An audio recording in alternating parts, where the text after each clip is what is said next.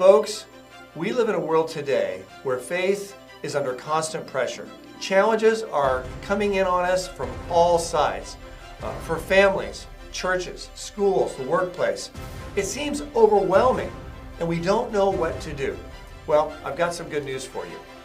We at PJI stand ready to equip you with all of the truth, the tools, and the hope that you need to be able to navigate these challenges with a biblical lens. Bottom line, we stand ready to help you make a difference, to stand firm in your faith, to make an impact, and to be able to live your faith in a world where it's needed now more than ever.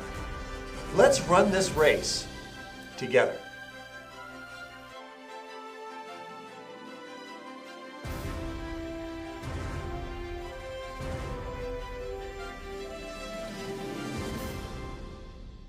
Hi, I'm Brad Dacus. Welcome to Faith and Law. Without question, folks, we have lots of challenges facing believers today in the United States of America. Whether we're dealing with the workplace, the public square, schools, politics, you name it, we've got challenges and a lot of hostility to people of faith, without question. But we also have a lot of opportunities because the more resistance we have as Christians, the more we stand out if we hold fast to our faith, our beliefs, and the love of Christ. So let's take a look at some of the things that we can do. First, we can become familiar with our rights. It's hard to lay claim to rights if you don't know what they are in the first place, right? So we have a Constitution, we have rights, and we at Pacific Justice Institute have resources to help educate you on your rights, whether it's as a parent, a student in public schools. We've got a great book called Reclaim Your School on how to impact public schools. We've also got resources dealing with your rights in the marketplace, the public square, in the workplace. I mean, we have great resources that will educate you as to what are your constitutional rights.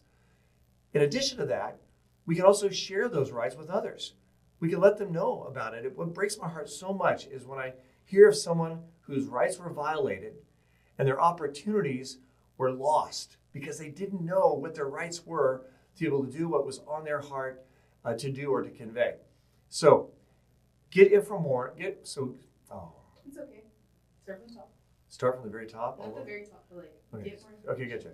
So get informed. Go to our website, pji.org. pji.org. All these resources are free.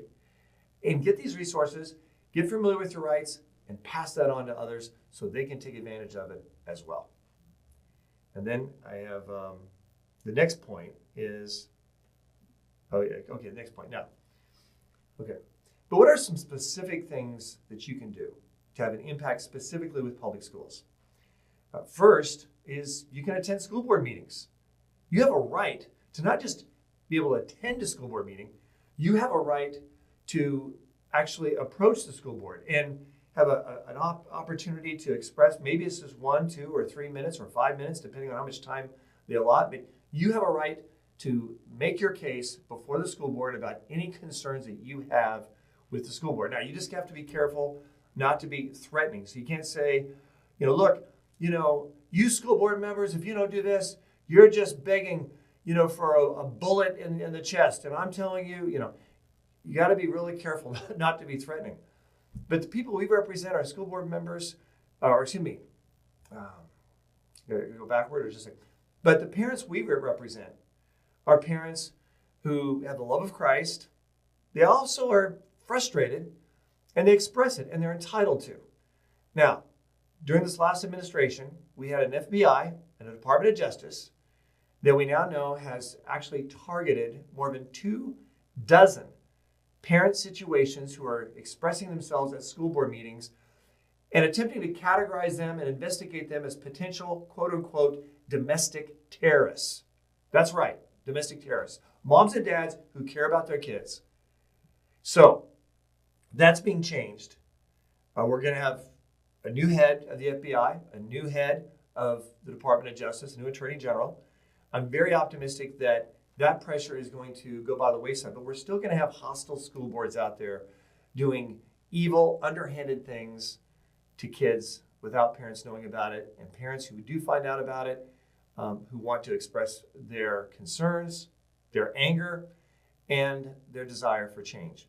Let us know if you are having any resistance in your right to express yourself peacefully in a non-threatening manner, in a non-personal manner.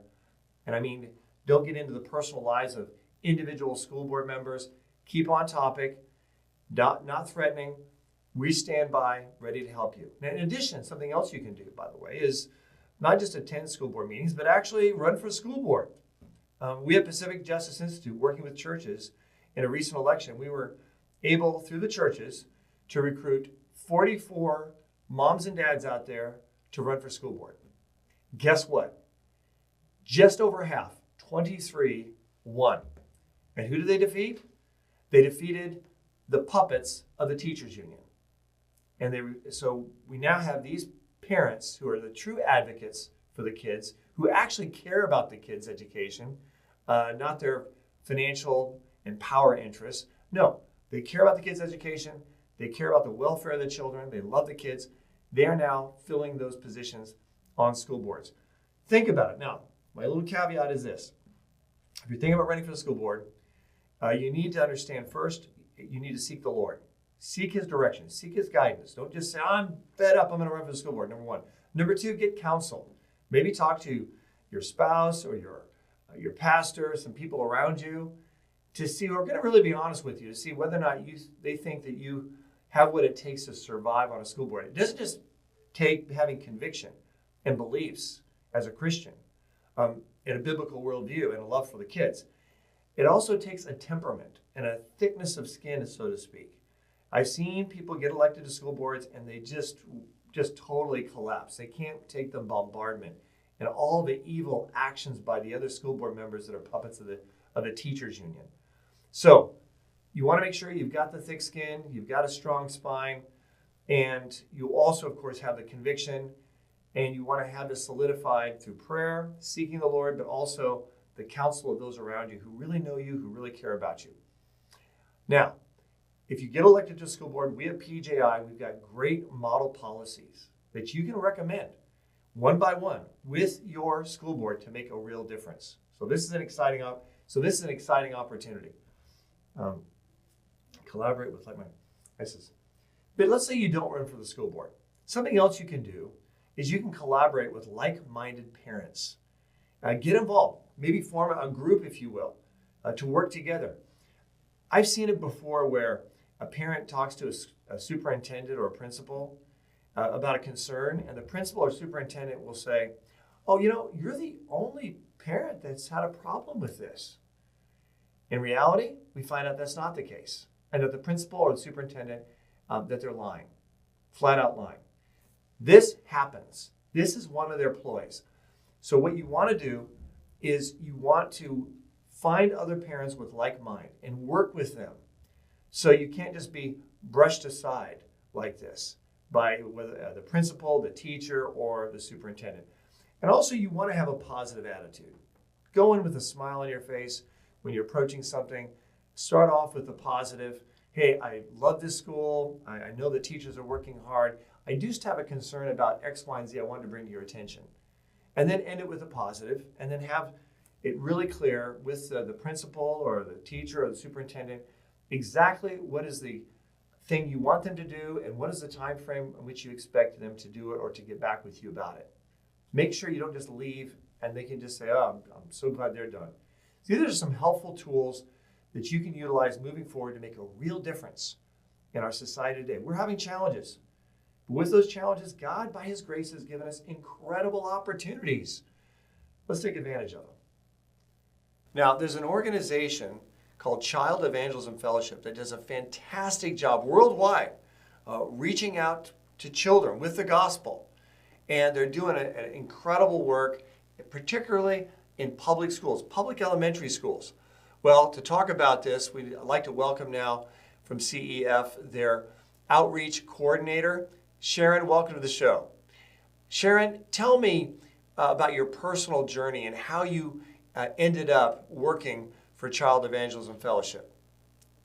When my oldest son was 4 3/4, he was in preschool.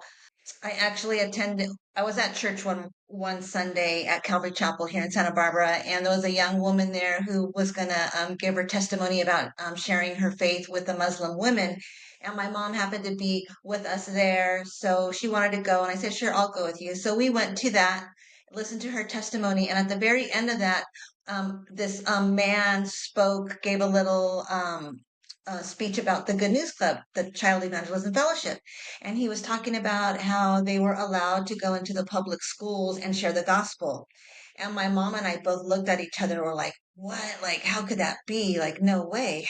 So, literally, it was that week that I started sending my son to the Good News Club at Foothill School here.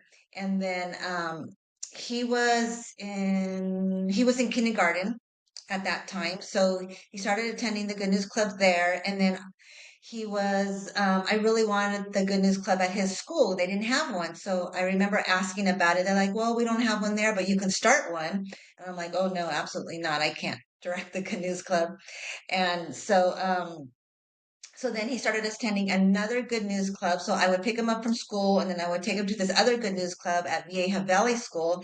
And then I started volunteering, but I didn't do any teaching at all. All I was just support. I was an adult body there. I would make cookies, I'd bring snacks, and just whatever it is the volunteers needed, I would do. And I would just sit there and listen and watch and learn. And then, one day, the director for CEF for Santa Barbara County came to my house. And I don't remember why she came to my home, but she did. And we were here in my house, and then we were sitting on the couch. And then she asked if she could pray. So she started praying for me. And her prayer was that I would equip the church and start a Good News Club and be a director. And this is so true. So she's sitting there and she's praying for me, and I'm sitting there, and then I open my eyes and I look at her, and in my mind I'm thinking, like, why are you praying for me to start a Good News Club?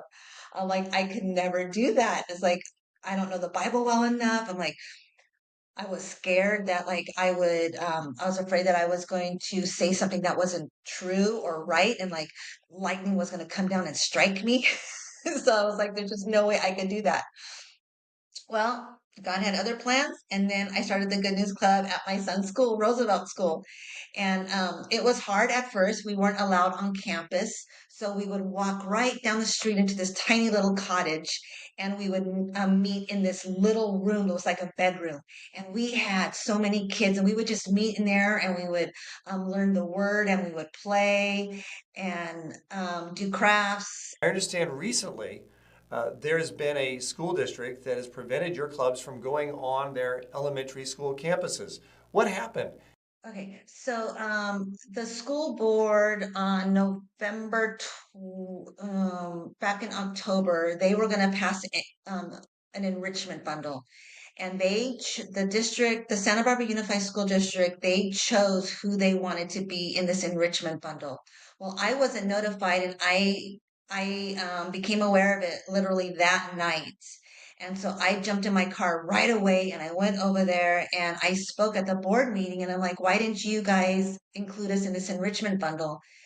And so that was the very first board meeting.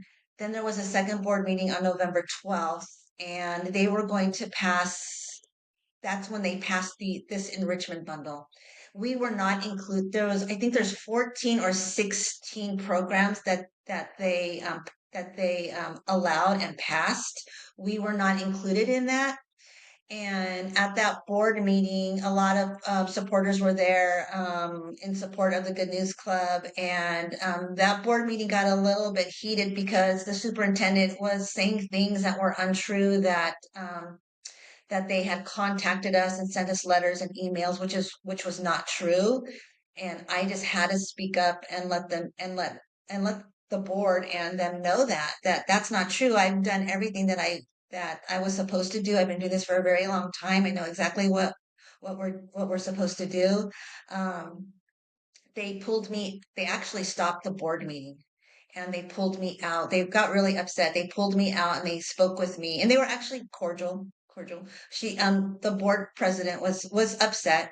But the board president, the superintendent, and the assistant superintendent pulled me out and they spoke to me.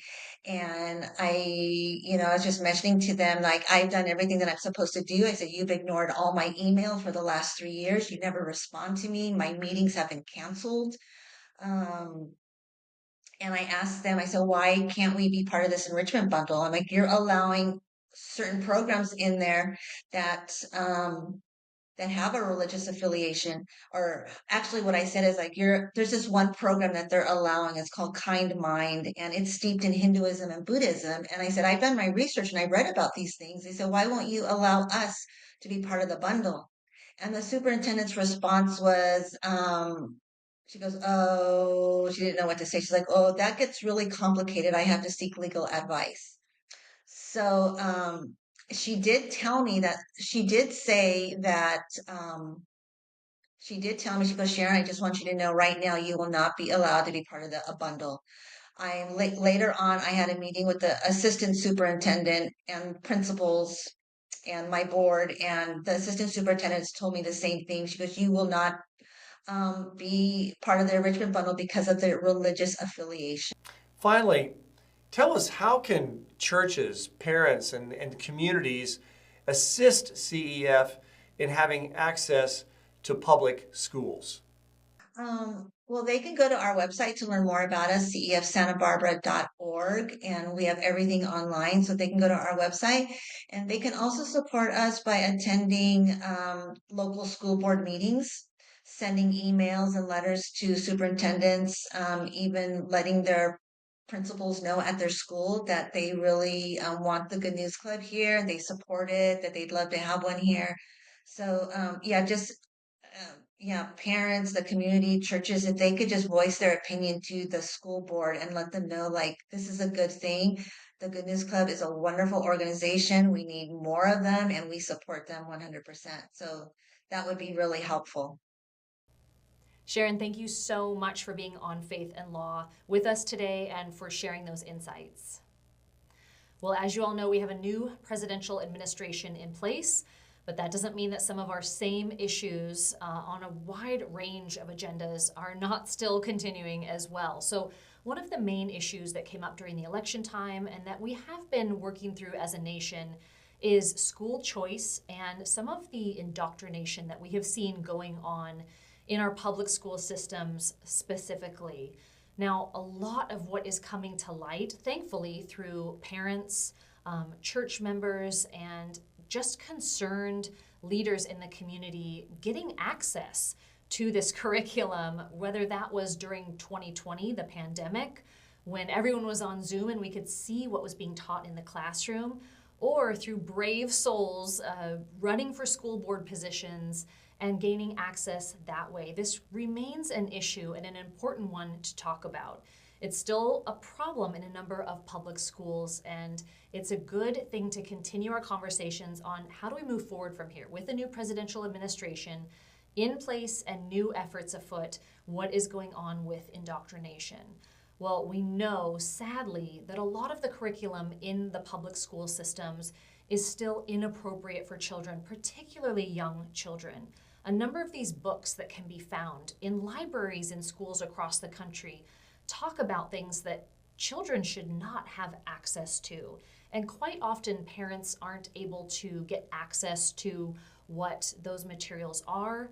They're receiving little to no information from their children's homework assignments that are coming home. And really what we're finding is that school systems are keeping this kind of content insulated within the school.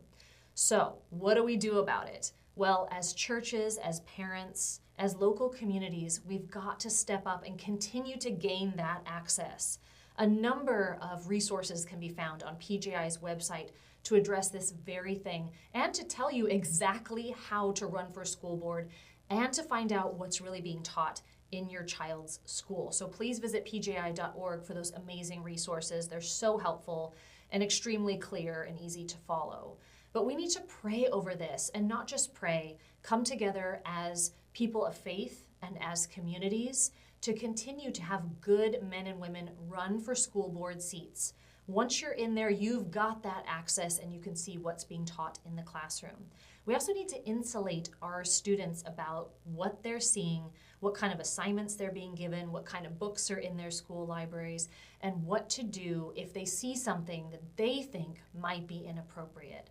There are certain books being put into bookshelves in school libraries that are talking about topics I probably can't even speak out loud about right now on this episode. It's not good and it's still happening. So we need to continue to shine the light of day on it. Now, a lot of good other efforts are coming forward in the Trump administration. First and foremost is a really good deep dive on the Department of Education. Now, you might think that the Department of Education sounds fantastic and we should certainly not do away with it. But sadly, it's been corrupted and it's really operating as no more than a pass-through of federal funding, and we're watching our statistics, our grade point averages, our testing scores, our metrics sink to the very bottom of the world. And this is a department of the federal government in which people are working and understanding what kind of curriculum and resources and materials are in schools and either supporting it or not doing anything about it. So I'm encouraged that the new incoming administration is going to be taking a good hard look at the Department of Education to see if it needs to be abolished, if it needs to just be course corrected, cleaned out, and really do what it's supposed to do. Set the standard in every state, not just for our nation, but for the world. We've got to do better for our kids. So please be keeping an eye on that and support those efforts and pray over it too.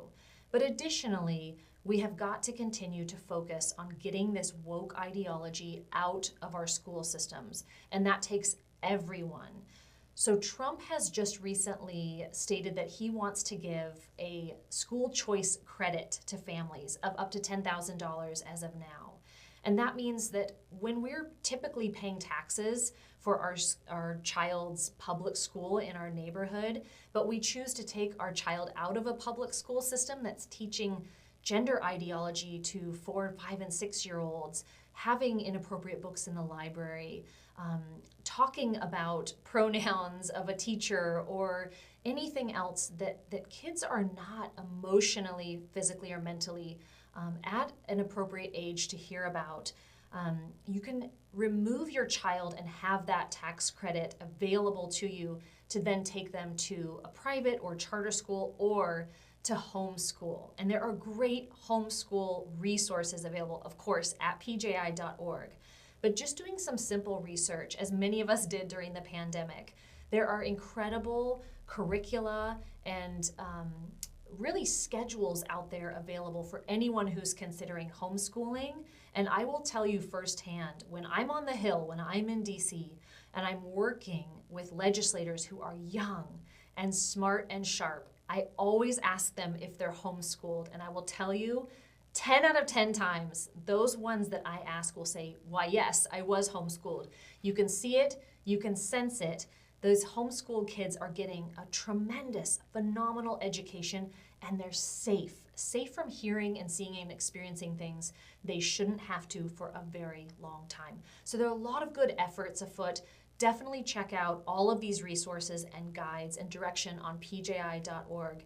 And most of all, most importantly, we want to put all of this in front of God and be praying over all of it. Now, I want to encourage you to act out of boldness and love, not out of fear. It's easy to operate out of fear. In fact, you can be angry and operate out of fear at the same time.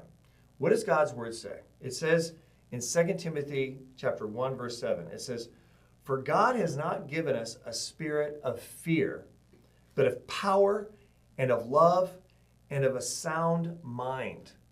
That is how we're to operate when we're dealing with these challenges that we're facing in our society today as believers. We shouldn't operate out of fear, which can also lead to anger or even rage. No, we want to operate instead out of a spirit of healthy boldness. We don't want to be defensive.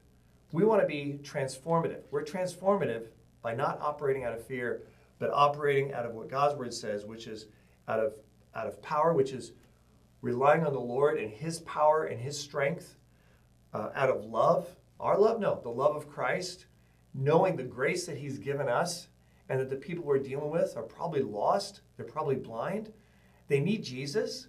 So we want to pray for them and operate out of love for them and the situation, as well as for the kids or whoever else is being impacted. And then we also want to use a sound mind. We want to think things through. We want to be logical. We want to get counsel. We want to work things through.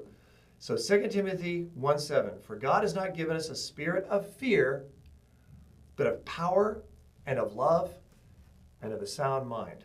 Now here's some brief action items you might want to take advantage of in the near future. First, attend a school board meeting this month. It's easy. In fact, you don't have to say anything. Just showing up. In fact, the more you show up, the more credibility you will have when you do raise something, when you do bring something to their concern. They'll see you as someone who is a level-headed person who's is a concerned citizen, not someone from the outside who just suddenly comes in and smashes the party and creates havoc, and it goes away. Attending a school board meeting is valuable, and attending the first one, well, that's a good first step. Second, you can host or join a community discussion on the religious rights and education, religious freedom and education. Maybe get some parents over. Maybe download copies of our free book, Reclaim Your School, as I mentioned earlier. Take advantage of that, but help be a facilitator of getting parents together. Maybe it's just you and another parent. Maybe it's 2 others. Whatever. Just take initiative. I know we're busy in our lives today, but if we don't take initiative, who will? Take initiative. Join a group or host a group, community discussion.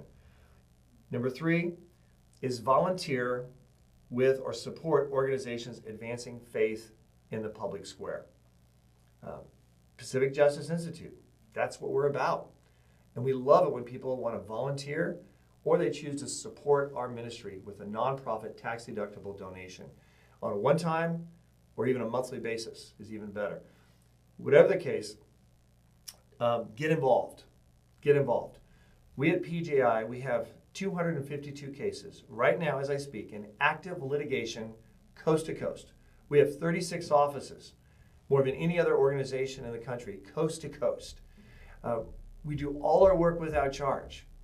This is what we're about. And we don't just cherry pick a few high profile cases. Our goal is to make sure that everyone gets help, that no one's left on the side of the road. So pray about it, get involved, and let's make a difference. So folks, we're going to have challenges. But remember, always, always keep the faith.